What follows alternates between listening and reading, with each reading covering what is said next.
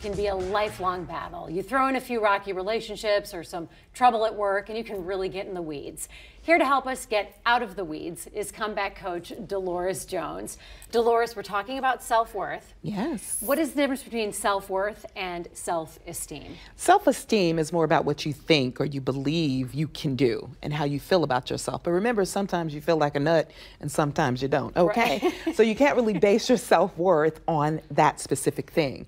When you talk about self-worth, it is about the core, the essence of your values, your ability to add something, to bring something to the table. Like people like to be around you, like I'm a benefit to my son, something of importance. And it is not based upon how someone else has treated you. Right. It is a decision of how you plan to treat yourself. You're going from good to better to great. And you can control that thing. How do you guide people when it comes to measuring their own self-worth? Because we're always trying to measure up to something. So what is the measuring stick that a person should use to determine Firstly, their the one self-worth? you should never use is measuring yourself against other people. It's very important to not measure your self-worth against things that are external, like your appearance, like your bank account, perhaps who you know, because sometimes people don't want to talk to you anymore.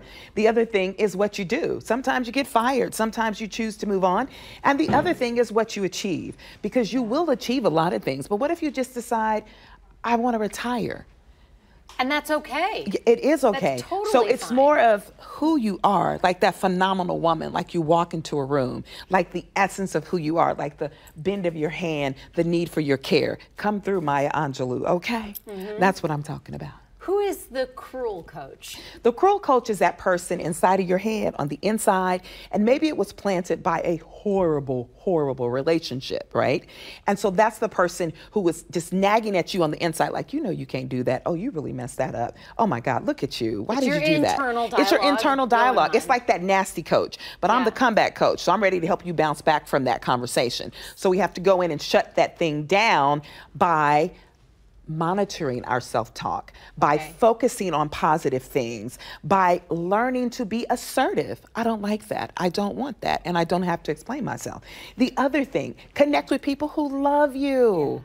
Who you surround yourself with. Who love you and pour inside of you. A lot of times, you know how it is. You're standing, you're getting ready for bed, or you're brushing your teeth in the morning, and the cruel coach starts talking to you. Yes. What are specific ways to shut that down? So you want to be able to override that. And for me and for you, here's something simple. Just grab some cards and start to write things that are beautiful about yourself and post those in places all around your house, in your car, wherever you need them, to remind you that you are phenomenal, that you are resilient, that you are positive. See, I can control my attitude. I can control how I treat people. And that's how you protect. That's how I protect. You know, I know people love to be around me. And those that don't, Alexis, I don't worry about that. Right. I just don't. You don't want to so be around anything people I can control is what I base that. I can control my faith. I can control my belief in God. I can control the fact that the principle that guides my life is that I am fearfully and wonderfully made. I love that. Delores Jones, comeback coach. Yes, Thank honey. you for being here. You are very welcome. Coming up on Better Kansas.